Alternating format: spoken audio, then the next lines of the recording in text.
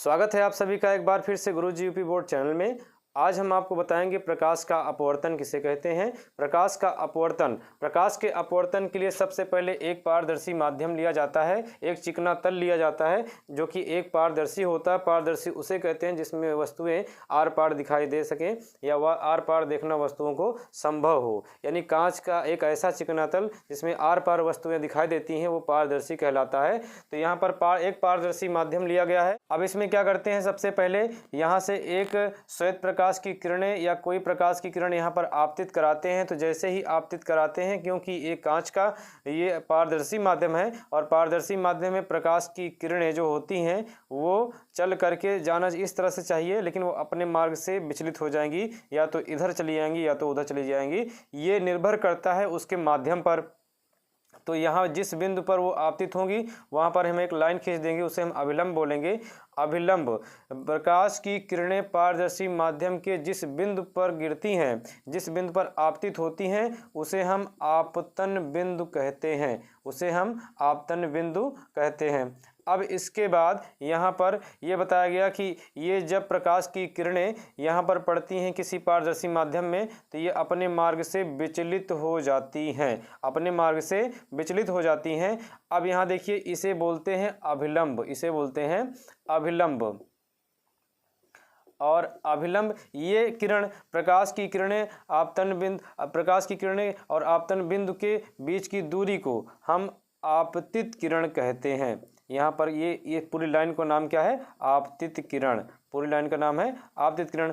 और अपवर्तन के पश्चात प्रकाश की किरणें जितनी दूर पर जाती हैं वो अपवर्तित किरण कहलाती है, अपवर्तित किरण कहलाती है। अपवर्तित किरण हो गया।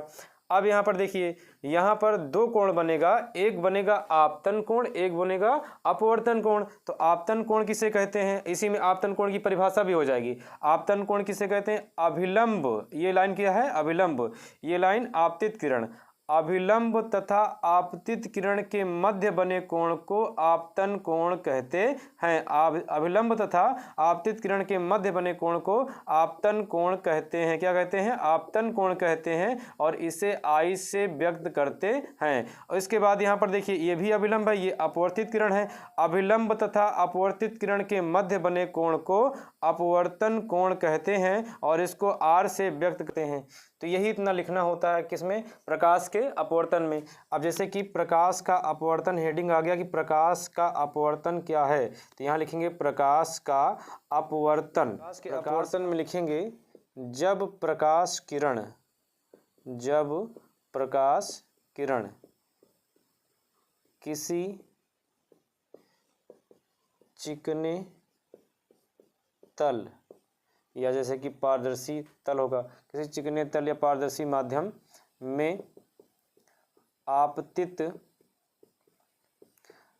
कराई जाती है, आपतित कराई जाती है, तो यह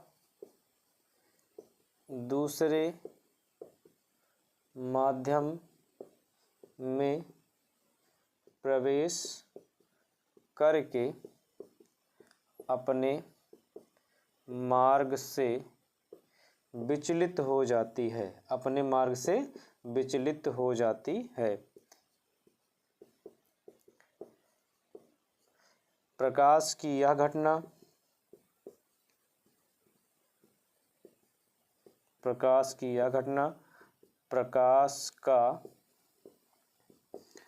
अपवर्तन कहलाती है,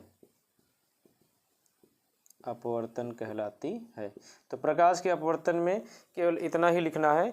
या आ जाए कि प्रकाश के अपवर्तन के नियम लिखिए, ज़्यादा बड़ा क्वेश्चन रहे तो हेडिंग लिखना प्रकाश के अपवर्तन के नियम, प्रकाश के अपवर्तन के नियम, प्रकाश के अपवर्तन के नियम। प्रकाश के अपवर्तन के नियम में लिखेंगे पहला नियम, आपतित किरण, आपतित किरण, अपवर्तित किरण,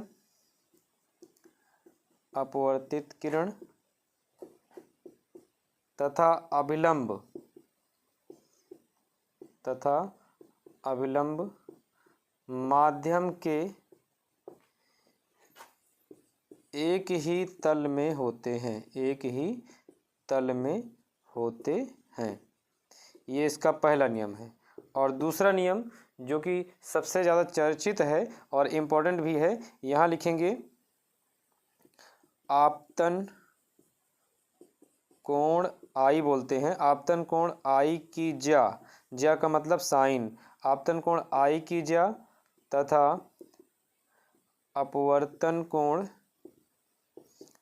कोण के बात करते हैं आर से, अपवर्तन कोण आर की ज्या का मतलब साइन, आर की ज्या का अनुपात यानी कि बटा, ज्या का अनुपात एक नियतांक होता है, एक नियतांक होता है, स्थिरांक होता है, ऐसा कह सकते हैं, एक नियतांक होता है। ये जो है प्रकाश के अपवर्तन का दूसरा नियम है। तो जिसको हम बोलते हैं आपतन कोण की ज्या का मतलब साइन आई, अपवर्तन कोण की ज्या का मतलब साइन आर, एक नियतांक यानी कि यन, जिसको हम अपवर्तनांक भी कहते हैं। यानी यन बराबर sine i upon sine r, कहीं कहीं पर यन के स्थान पर म्यू भी लिखा रहता है। तो दोनों ही अपवर्तनांक को व्यक्त करते हैं। हर चीज़ का अपवर्तनांक अलग अलग होता है। जैसे जल का अपवर्तनांक यन बराबर 4/3 या n बराबर 4/3 या 1.33 दशमलव में अगर देखा जाए तो 1.33 होता है।